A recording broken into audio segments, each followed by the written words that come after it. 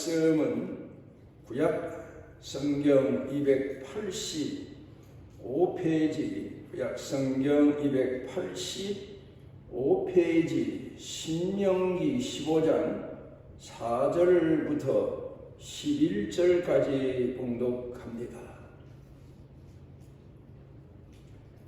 내가 만일 네 하나님 여호와의 말씀만 듣고 내가 오늘 내게 내리는 그 명령을 다 지켜 행하면 네 하나님 여호와께서 내게 기업으로 주신 땅에서 네가 반드시 복을 받으리니 너희 중에 가난한 자가 없으리라. 네 하나님 여호와께서 내게 허락하신 대로 내게 복을 주시리니 네가 여러 나라에 구워줄지라도 너는 구우지 아니하겠고 네가 여러 나라를 통치할지라도 너는 통치를 당하지 아니하리라. 네 하나님 여호와께서 내게 주신 땅 어느 성읍에서든지 가난한 형제가 너와 함께 거주하거든 그 가난한 형제에게 네 마음을 완악하게 하지 말며 내 손을 움켜쥐지 말고 반드시 내 손을 그에게 펴서 그에게 필요한 대로 쓸 것을 넉넉히 구워주라.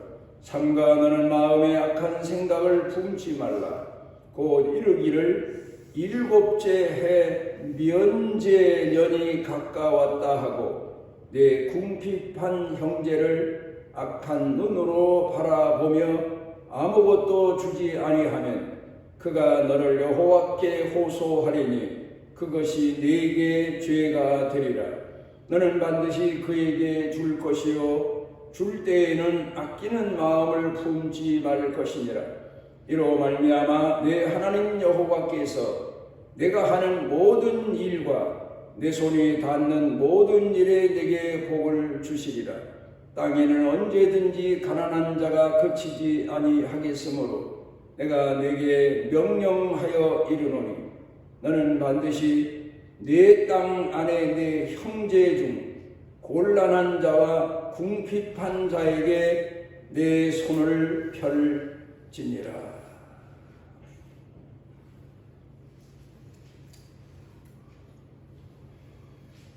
여근간에 우리가 많이 듣는 얘기가 복지국가라는 말입니다. 특별히 서구에서는 일찌감치 국가가 국민들을 위해서 많은 복지 혜택을 주었는데 이제 우리나라도 어느 정도만큼 경제 국가가 되고 보니까 이 복지라는 말을 많이 사용하는 것 같습니다. 대략 이 복지를 주장하는 그런 세계적인 나라들을 대략 나누어 보면 두 가지입니다. 하나는 사회주의적인 방법입니다. 공산주의 국가에서 사용하는 그런 복지 제도라고 할 수 있고 또 그런가 하면은 그들이 주장하는 지상 낙원을 이룬다는 그런 구호를 외치고 있습니다. 그런데 이 사회주의 복지는 공산 국가의 복지는 혁명을 통해서 권력을 통해서 부자의 것을 강제로라도 뺏어서 가난한 자에게 나누어 주는 이제 그런 제도입니다. 오랜 동안 가난에 시달리며 부유한 사람들로부터 많은 멸시와 천대와 소외를 당한 사람들은 그 공산주의의 깊은 사상과 실체를 몰라서 공산주의가 좋다고 착각하고 그리고 공산주의를 찬양하고 따르다가 북한으로 간 우리 나라의 사람들도 있습니다만은, 그런데 그 실체가 뭔가 그걸 정확하게 알지 아니하면 자칫 가난한 사람들은 공산주의를 찬양하기가 쉽게 됩니다. 마침 우리나라는 그래도 감사하게 북한의 공산주의 사상이 들어오기 전에 선교사님들이 가서 복음을 전해서 공산주의가 무엇인가를 많이 깨우쳐 주었기 때문에, 그래서 많은 분들이 공산주의 세상이 될 때 남한으로 피난와서 남한 땅에 와 살고 있는 분들이 많습니다만, 공산주의 실체를 몰라서 북한 땅에 있다가 잠시 잠깐 부자의 것을 뺏어서 가난한 사람들에게 주는 것을 보고 공산주의를 찬양했던 사람들, 자손 대대로 지금까지 얼마나 많은 가난과 고통과 아픔에 그리고 권력에 시달림을 받고 있는지 모릅니다. 부자의 것을 뺏어서, 권력을 통해서 뺏어서, 혁명을 통해 뺏어서 가난한 사람에게 나누어 준다.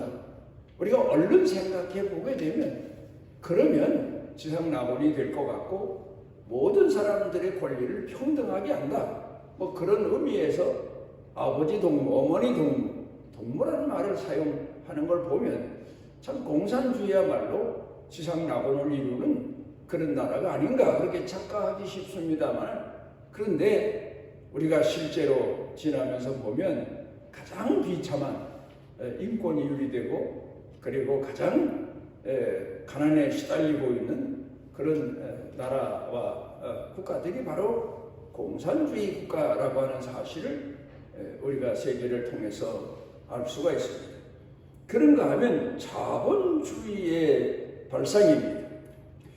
민주주의 국가에서 대부분 이제 가지는 제도입니다만은, 어떻게 하면 국민들의 권리를, 있는 자의 권리도 없는 자의 권리도 보호하며, 또 있는 자의 것을 없는 자, 가난한 자들에게 혜택이 가게 할 수 있나 해서 법을 고치고 보완하고, 그러면서 지금까지 우리나라가 실제로 발전돼 오긴 했습니다만은, 그런데 문제는 그겁니다.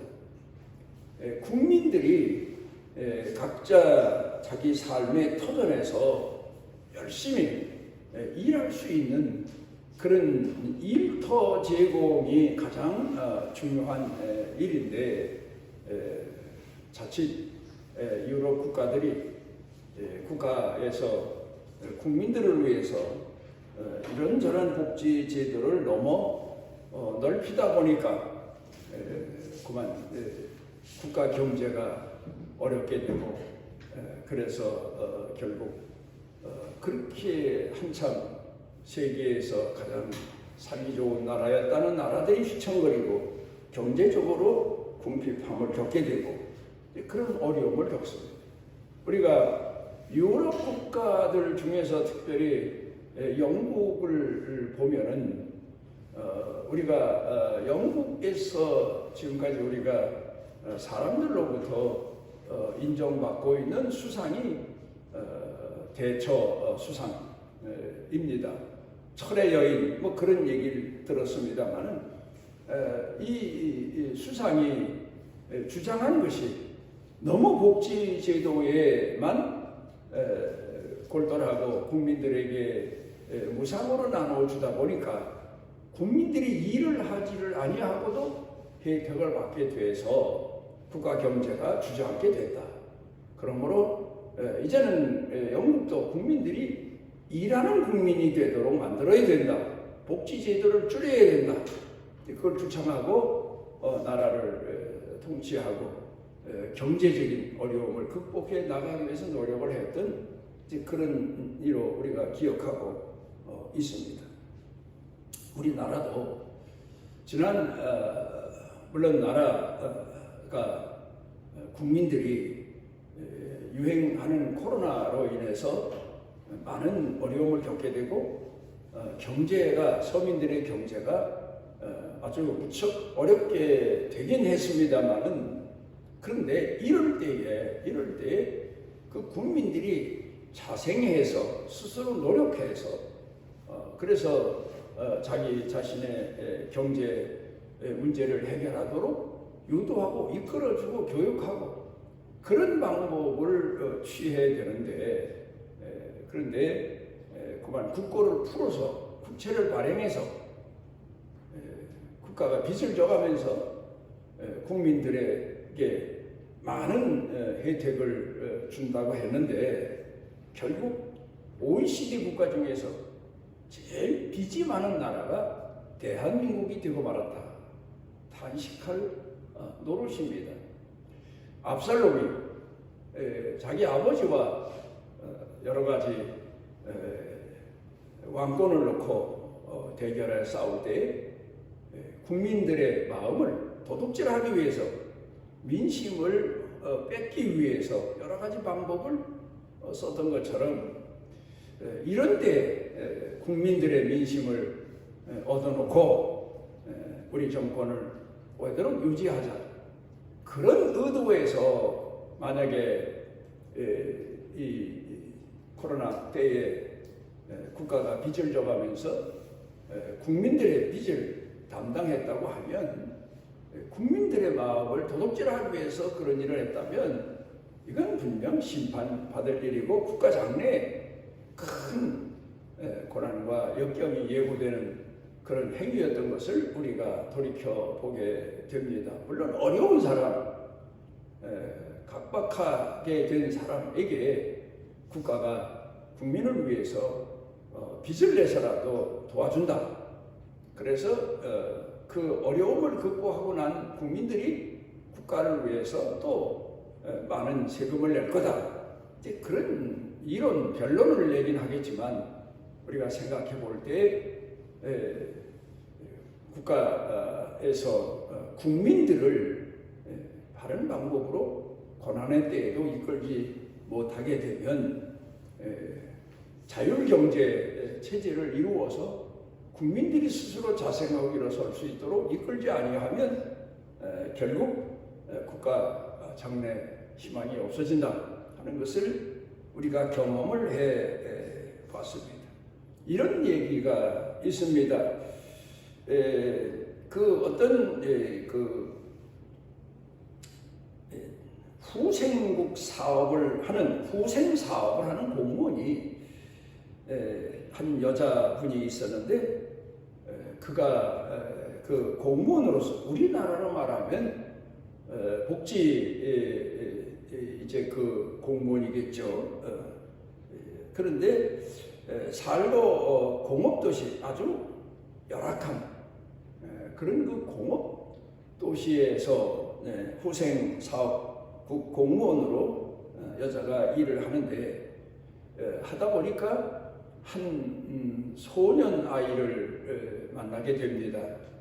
이 아이는 12살인데 히리안이라고 하는 소년인데 소아마비로 제대로 걷지를 못합니다. 그런데 이 여직원이 공무원이 그에 대해서 안타까운 마음을 가지고 아이가 밝고 표정도 밝고 그리고 머리도 똑똑한 그런 아이라 안쓰러워서 이를 어떻게 하면 이 아이를 치유해 줄 수 있을까? 수술하면 건강한 몸이 돼서 걸을 수 있는 아이인데 수술비가 없어서 소아마비로 고생하며 있는 안타까운 모습을 보고 백방으로 이 아이가 도움을 받을 수 있는 길을 찾아봅니다. 그러다가 한 의사가 나타나서 무료로 그 아이 소아마비 수술을 해 주어서 이제는 지팡이 없이 걷게 됐습니다. 얼마나 기쁘겠습니까? 그래 그 아이에게 소원을 물어보니까 이다음에 너 어떤 사람이 될래 했더니 의사가 돼서 나도 어려운 사람을 도와주겠습니다. 이제 그런 얘기를 한 겁니다. 그리고는 한 20여 년의 세월이 흘렀습니다. 그리고 이 후생사업국의 공무원인 여자분이 어떤 모임에 가게 됐는데 거기서 20년 만에 옛날에 그 소아마비 아이를 수술해 준 그 의사분을 만나게 됐습니다. 반갑게 서로 알아보고 인사를 나눕니다. 그리고 나서 의사분이 이 후생사업국 여자 공무원에게 물어봅니다. 제가 수술해 주었던 소년이 희리안이라고 했던가요? 그 소년의 근황은 어떻습니까? 하고 질문을 했더니 이 후생사업국 공무원인 여자분이 얼굴이 심통해지면서 겨우 입을 열어 대답하는 말이 지금 그 아이 교도소에 가 있습니다. 얼마나 안타까운 일입니까? 사람을 살해해서 형을 살고 있습니다. 우리가 그 아이의 병을 고쳐주려고만 노력했지 그 아이의 미래에 대해서 가르쳐주고 이끌어주는 데는 그만 무관심해서 결국 건강하게 된 이 아이가 사람을 죽이는 그런 살해해서 교도소에 들어가 형을 살고 있게 된 것을 안타깝게 생각하고 서로 이야기를 나눴다는 내용이 신문지상에 나서 많은 사람들이 과연 남을 돕는 일에 대해서 여러 가지로 무조건 돕는 일이 좋은 일인가? 분별력 있게 도와야 되나? 뭐 이런 내용을 가지고 사회적인 여러 가지 이슈가 되었던 그런 이야기가 있습니다.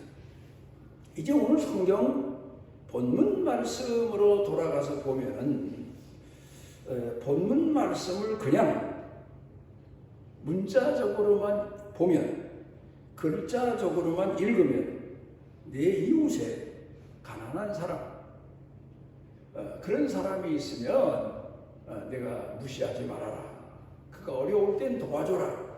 그런 내용으로만 우리가 읽게 됩니다마는 여기서 우리가 이 말씀의 깊은 뜻을 헤아려 보면서 하나님이 우리에게 가르쳐 주신 삶의 방법을 우리가 다시 되새겨 봐야 됩니다.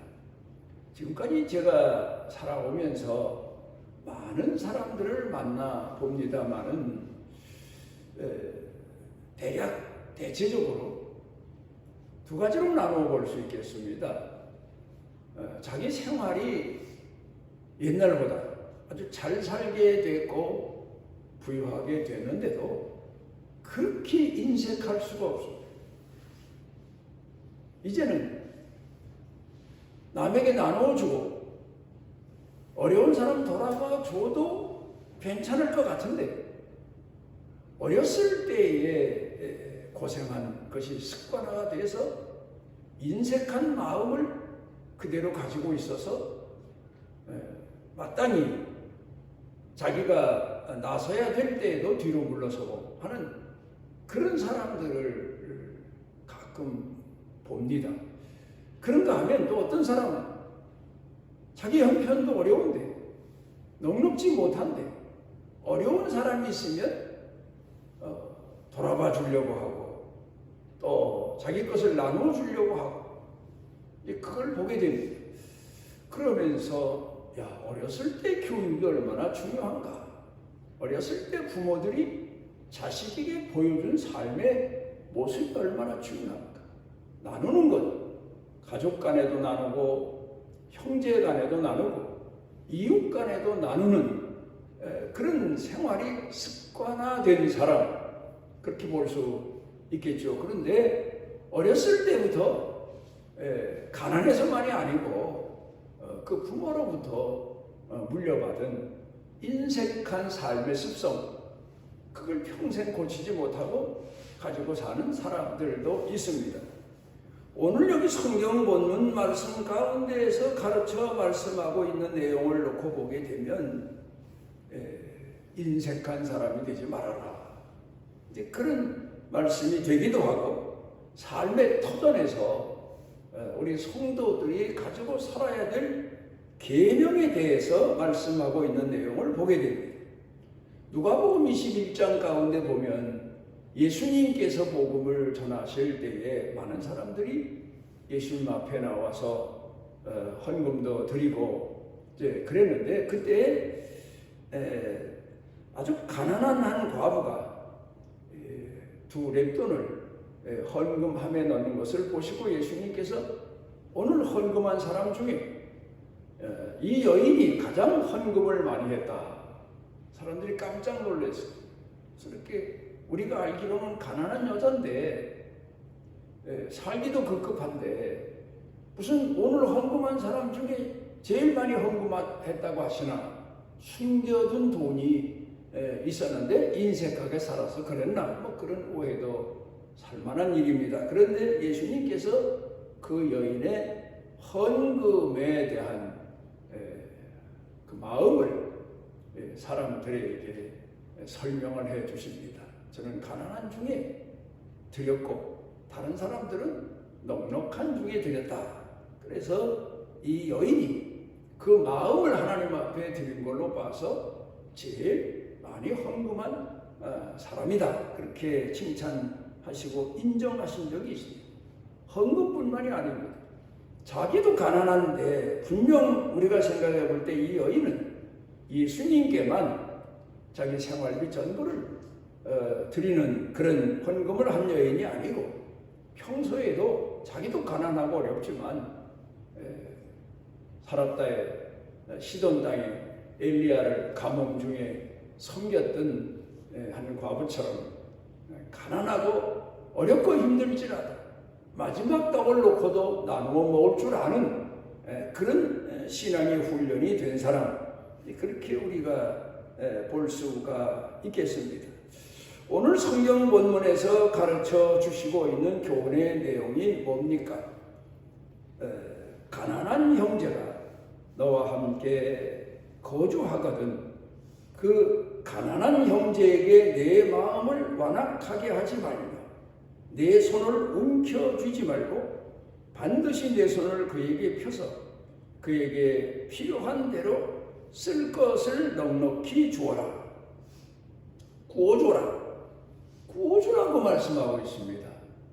이 말씀에 깊이가 있습니다. 그냥 줘라. 무조건 줘라. 그런 뜻도 있지만 구워줘라. 그런 내용의 말씀은 자립할 수 있도록 도와줘라. 여러 가지 의미를 담고 있는 겁니다. 그러니까 우리가 이웃에 살고 있는 사람, 형제 중에도 그렇고 이웃 사람 중에도 그렇고 남들의 어려움을 우리가 돌아봐 주는 것 끝까지 지켜보고 이끌어주고 그리고 돌아봐 주고 그가 자생할 수 있도록 그를 도와줘라. 그런 의미의 내용으로 우리가 받아들이고 볼 수가 있습니다.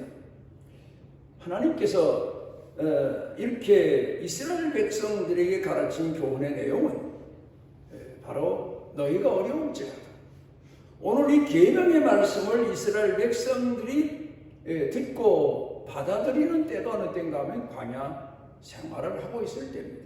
아주 어려운 때입니다. 어려운 때일지라도 너 자신을 위해서도 열심히 살지만 그러나 가난한 사람들을 위해서도 이끌어줄 줄 아는 마음을 나눌 줄 아는 그런 신앙인으로 살아라. 그런 의미에서 가르쳐 교훈하고 있습니다. 연말이 되면 교회도 그렇고 사회도 그렇고 어려운 이웃을 도와주자. 더군다나 이 추운 겨울에 고생하고 있는 사람들을 도와주자 해서 손길을 펴고 또 구제사업을 하고 여러 가지 방법으로 돕기 위한 운동을 벌이고 있긴 합니다만 이럴 때 우리가 한때뿐만 아니라 우리 삶의 자세가 어떠해야 되나? 오늘 성경 본문 말씀의 깊이를 놓고 보면 꾸주라는 말은 빌려주라는 말입니다. 물론 빌려주었다가 못 갚은 사람에게는 탕감도 해줘라 그런 말씀이 있긴 합니다만은 이끌어줘라 그런 의미로 우리가 해석을 할 수가 있는 겁니다. 그러므로 그런 마음을 가지고 하나님을 공경하며 내 이웃을 내 몸처럼 사랑하며 도와줘라. 이제 그런 의미의 내용으로 우리가 볼 수 있어야 됩니다. 하나님은 우리 성도들이 살아가면서 내 어려운 때에도 하나님 앞에 기도하며 또 이웃으로부터 도움을 받게 되지만 또 남의 어려움도 우리가 돌아볼 줄 아는 그런 신앙인이 되기를 오늘 성경 본문에서 권고하고 있습니다. 우리 교회 성도들이 연말이 되거나 또 평상시 살아가면서 내 생활지표 나도 열심히 살아가지만 어려움을 당하는 사람들도 이끌어주고 인도해주는 나만 잘 살면 됐고 나만 편하면 됐고 나만 성공하면 됐고가 아니라 이끌어주고 함께 나눌 줄 아는 그런 신앙인이 될 때 하나님께서 그 믿음을 보시고 그의 삶을 복 주신다. 그렇게 오늘 성경 본문에서 약속해 주고 있습니다. 우리는 다행히 하나님 앞에 감사하게도 민주주의 국가를 이루고 있는 대한민국에 살고 있습니다.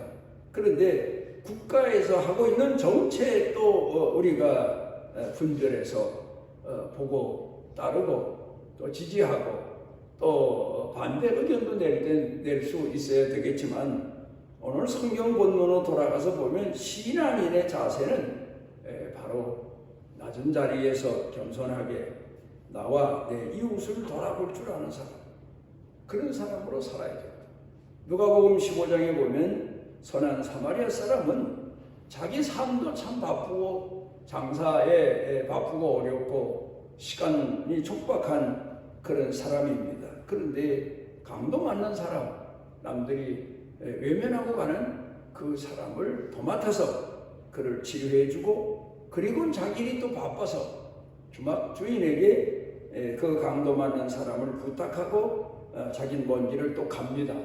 그리고 갔다 돌아올 때 그 나머지 부비가 더 든 것은 자기가 계산하겠다. 그렇게 주인에게 부탁하고 갔다는 그런 교훈의 말씀을 놓고 보면 이 사람이야말로 하나님께서 원하시는 사람이고 또 하나님께서 그 사람 삶에 복을 주시고 더 나눌 수 있는 은총을 주신다는 의미의 교훈을 우리가 볼 수가 있겠습니다. 선한 사마리아 사람은 그 강도 만난 사람이 자기와 절친한 사람도 아닙니다. 어찌 보면 평소에는 그 사람이 강도 만나기 전에는 사마리아 사람을 무시하고 멸시했던 예루살렘 사람이었습니다. 그런데 이 사람이 강도를 만나서 거반 죽게 됐지만 상관없이 가서 돌아봐주고 그를 이끌어준 그 내용을 예수님께서 가르쳐 교훈하신 내용을 우리가 생활 지표로 삼고 오늘도 우리가 어려운 중에도 힘든 중에도 사람이 어렵고 힘들게 되면 생각이 좁아지고 마음이 점점 좁아지고 인색할 수밖에 없게 되지만 그럼에도 불구하고 하나님의 계명을 따라 순종할 때 하나님께서 우리 삶을 생활을 넉넉하게 해주시고 풍성하게 해주신다고 약속하셨으니 이 진리의 말씀이야말로 심고 거두고 또 심고 거두는 농사의 법처럼 어렵고 힘든 사람을 도와주고 이끌어주는 것이 곧 하나님 앞에 내 삶을 심고 거두고 내 인생을 심고 거두는 그런 농사와 장사 같은 그런 삶의 방식인 것을 우리가 생각해 봐야 됩니다. 믿음이라는 것도 그래요. 믿음도 잘한다. 그렇게 성경은 말씀하고 있지 않습니까? 작은 믿음이 순종하고 또 순종하고 충성하고 또 충성함으로 큰 믿음이 되는 것처럼 우리의 삶도 역시 이런 하나님께서 우리에게 주신 생활의 계명을 통해서 점점 더 하나님이 복 주시고 넉넉한 신앙인으로 더 많은 것을 나누고 더 많은 사람을 돌아볼 수 있는 그런 신앙인으로 살아가고, 우리 자녀들도 어렸을 때부터 그런 교육을 시켜서 평생에 하나님을 섬기고 이웃을 섬기고 돌아보고 사랑하는 그런 신앙인의 삶을 우리 일터에서 가정에서 끝까지 충성스럽게 다해야 될 겁니다. 기도하십니다. 오늘 우리를 주의 전에 모아주시고 우리로 하여금 교회들이 연말기에서 세상도 마찬가지로 어려운 이웃에 대해서 구호를 외치지만 진정으로 우리가 살아가며 하나님을 공경하며 내 이웃을 내 몸처럼 사랑하라고 하신 주님의 말씀을 우리 삶의 계명으로 삼아 하나님 앞에 믿음도 마찬가지고 또 우리 경제 사는 생활도 심고 거두고 뿌리고 또 거두고 나누어서 풍성한 복에 이르는 축복까지 이룰 수 있도록 우리에게 하나님 긍휼하신 은혜와 은총을 더하여 주옵소서. 예수님 이름으로 기도드리옵나이다. 주시기를 원하노라. 우리를 죄에서 구속하시고 우리를 푸른 초장으로 잔잔한 물가로 인도하시는 우리 주 예수 그리스도의 무한하신 은혜와 우리를 품에 품으시고 영원토록 사랑하시는 아버지 하나님의 지극하신 사랑과 우리 속에 내재하셔서 우리를 힘있게 하시고 위로하시고 어루만져 주시고 다시 일어서게 하시고 늘 새롭게 해주시는 성령님의 능력의 은총이 사랑하는 자녀들 생각, 마음, 영과 육 사는 생활, 일터 경영 중에 넘치고 넘치도록 함께 하시기를 축원하옵나이다.